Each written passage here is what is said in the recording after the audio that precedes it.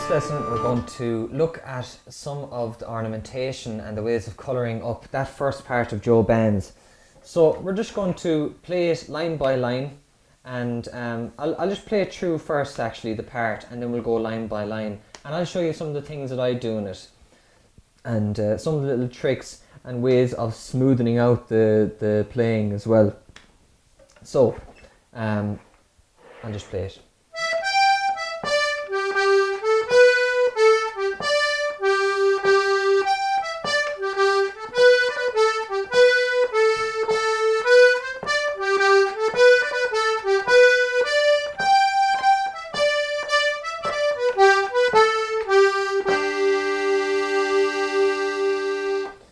Okay, so on the first line,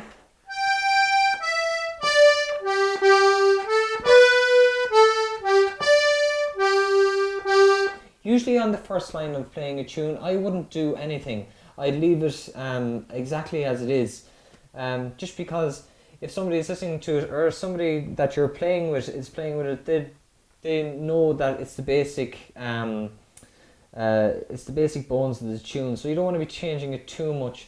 As you're going on the tune, that's when you might want to start changing it. So maybe in the second line, maybe.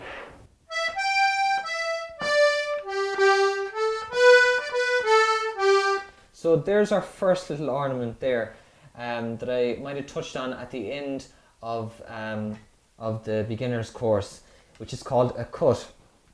Now it's a very round sort of cut as cuts go. So a cut in general is just a little flourish, a little half note put onto the note that you want to ornament. So in this case, the note that we want to ornament is B. So the note that we're going to ornament it with is going to be the D, just below it here. So that's what I do if you want to look close.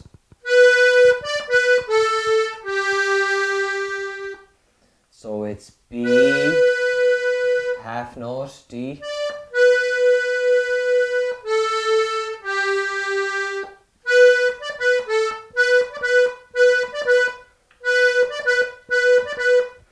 So the main thing that you're hearing there is the B, but you're just hitting off the D just above it, just to give it a bit of colour. So, but it can't be too slow either, because if it's too slow, it'll take up too much time as well, and it'll put the tune off kilter as well. So it has to be it needs a lot of practice and a lot of muscle memory and muscle build up in the hands, just to keep practicing that and be able to do it nice and effectively. So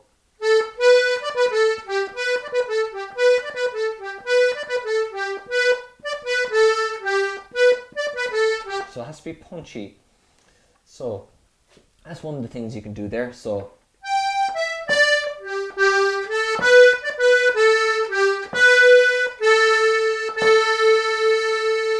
that's the second line.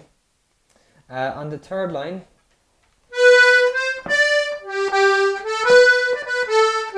you can do the same ornament again if you want, on that same B again. And the reason why we can put an ornament there, and why it's nice to put an ornament there, is because it's a long B as well, which there's certain spaces that open up in tunes as well where ornaments can be put in and can fit nicely, where it doesn't sound too contrived either. So that's one of those places where you can do that. So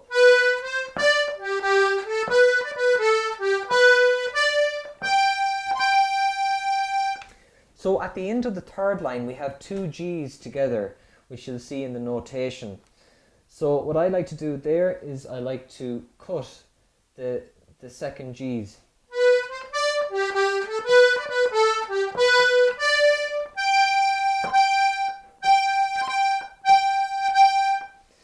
So it's a cut, but it's a small little swell coming from the bellows as well, and kind of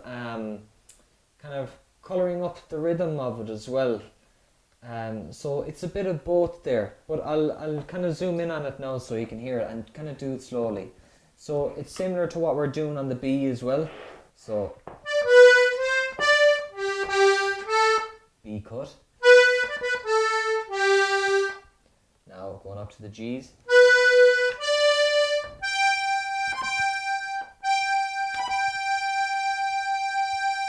So when we're cutting a G, you have two options. You can cut with the C above it, or you can cut with the B, which is on the outside row, which can be common as well. So if you just look at that, you can just cut it with your baby finger.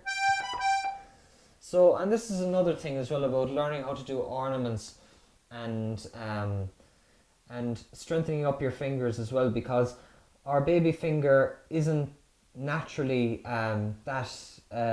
active when in everyday life as well. So when you're playing and using it and playing, it'll take a long time to train it. So it's important to use all four fingers, you know. So it's so this is one of the things that I use my baby finger most for, would be ornaments and doing octaves and stuff like that, octave hits. But that's one of the places where I'd use my baby finger, would be that G.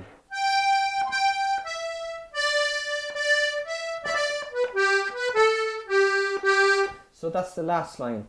What I do there is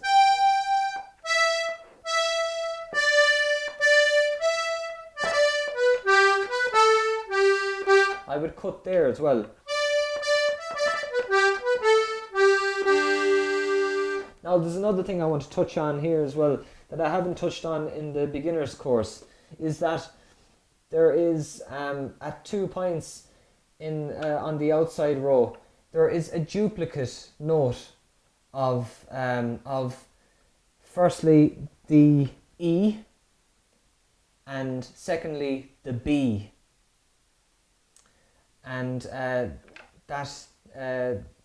that is done both in the lower octave and in the higher octave as well, and that kind of gives us scope to smoothen out the tune and make it run more nicely. And it's also a opportunity as well to ornament as well. So I'll just show you, and I think this is actually one of the most important things about playing the accordion, is how and when to use these duplicate notes, because it'll improve your playing. And I find that it's actually one of the main stumbling blocks between people going from intermediate to advanced, are the people that don't know how to use those duplicate notes properly. So it'd be well worth paying particular attention to these. So these two duplicate notes, the first one is, so we know where our low E is.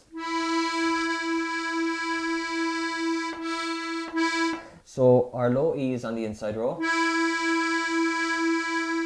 And now if you look right here, just below him on the outside, there's a duplicate note. But instead of going in, like this one on the inside row, on the outside row, it's going out the way.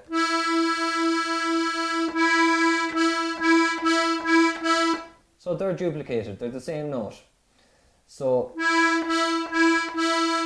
there will be times when, it's actually in this tune now, but it's up an octave that I'll be able to show you. So that's where it is, they're duplicated in the lower octave. So if you go up to the high octave, you know where D is. And then you have E, you know where E is. E is the D note pushed in. Now right across the road from it, you know where F sharp is. And that's on the push. But if you pull that out, that's E as well. So that's where your E note is duplicated here. So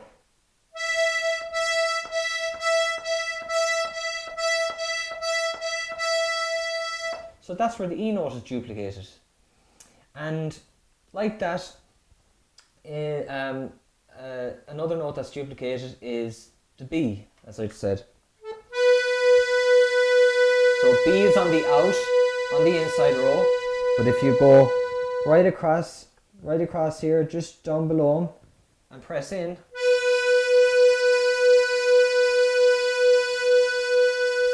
that's duplicated as well. So these are notes that are that can be used very well. So, but the only one that we're using in this tune is the E note. So where we're going to be using it on the last line there is, but instead of using the E with the D, you can use it on the outside row. So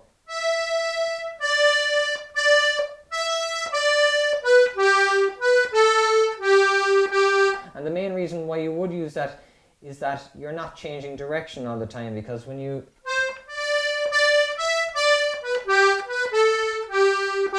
and the reason why we want notes, a few notes together to go in the same direction is because of work.